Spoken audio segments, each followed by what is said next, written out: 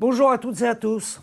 Nous avons mis en ligne il y a quelques jours une vidéo pour expliquer le parcours de l'électricité depuis le producteur jusqu'au consommateur et pour expliquer aussi, vous savez, le dispositif technique et juridique qui existe en France pour permettre aux fournisseurs d'électricité, qu'ils soient petits ou grands, de proposer aux consommateurs, donc à nous, une électricité renouvelable, vous savez ce que l'on appelle en général l'électricité verte. C'était l'angle et l'objectif de cette vidéo.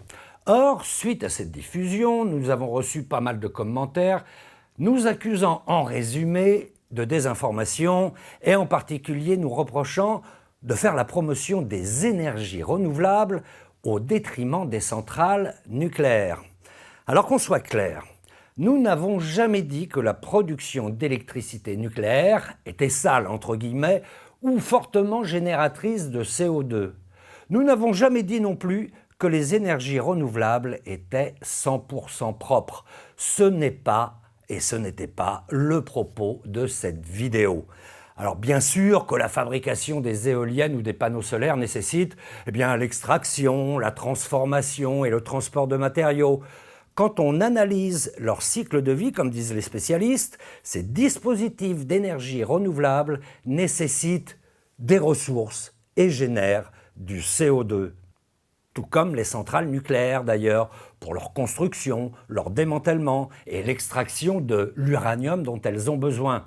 Donc en résumé, aucun dispositif de production d'électricité n'est aujourd'hui à 100% propre. Ils ont tous des impacts environnementaux plus ou moins importants.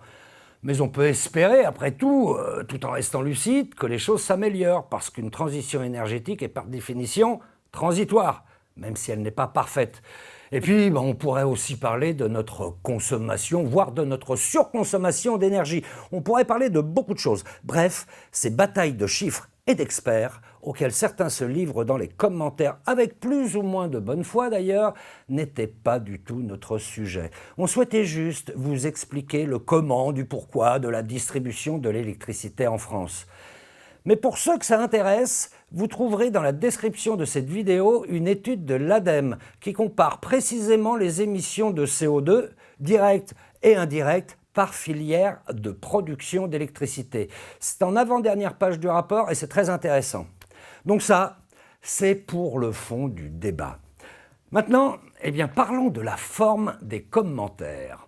Autant nous remercions celles et ceux d'entre vous qui nous ont fait part de leurs objections et de leurs désaccords sur un ton courtois et avec un propos argumenté, autant nous ignorons ceux qui se dissimulent derrière un pseudo pour déverser leur agressivité, leurs injures, et en plus pour diffuser leur propagande, quelle qu'elle soit d'ailleurs. Enfin, pour ceux qui nous font un procès d'intention en nous accusant d'être vendus à des sponsors, je voudrais prendre le temps de vous expliquer une chose. Ils nous aident financièrement, c'est vrai, mais pour autant, nous ne leur sommes ni soumis, ni corvéables à merci. Ce sont des partenaires, souvent des organismes de recherche, des institutions publiques, des collectivités territoriales, des fondations et parfois des entreprises privées. Et nous n'acceptons de travailler avec eux qu'à la seule condition de garder notre liberté et notre indépendance éditoriale. Sinon, nous refusons. C'est une condition sine qua non. Ensuite, nous sommes toujours clairs et transparents avec vous.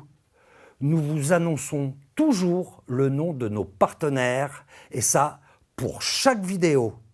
Et enfin, pour conclure, je voudrais vous dire que depuis le lancement de l'Esprit Sorcier, en octobre 2015, nous avons réussi à créer une équipe de 10 salariés en CDI.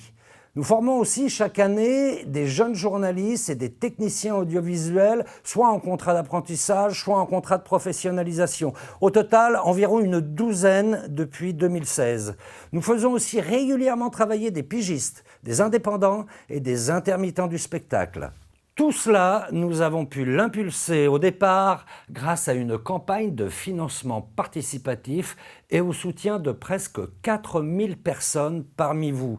Et on vous en remercie encore. Mais ce financement participatif, c'est un peu comme le pétrole, le charbon ou l'uranium. Il a fini par s'épuiser. C'est pourquoi notre activité repose aujourd'hui sur des partenariats, mais pas n'importe lesquels, des partenariats que nous voulons éthiques et renouvelables, si possible. Maintenant, si vous avez d'autres propositions pour nous aider à consolider un esprit sorcier qui soit, non pas parfait, mais fiable, indépendant, gratuit, et qui transmette la science et la connaissance au plus grand nombre de façon durable, alors je peux vous dire qu'on est preneur, allez-y, envoyez-nous vos idées, elles sont les bienvenues. Voilà les précisions que nous souhaitions vous apporter. Et quoi qu'il en soit, vous êtes de plus en plus nombreux à nous suivre et à nous faire confiance, plus de 200 000 aujourd'hui, et ça, ça nous fait plaisir et ça nous encourage beaucoup. Allez, ciao et à bientôt pour un prochain dossier. Bye.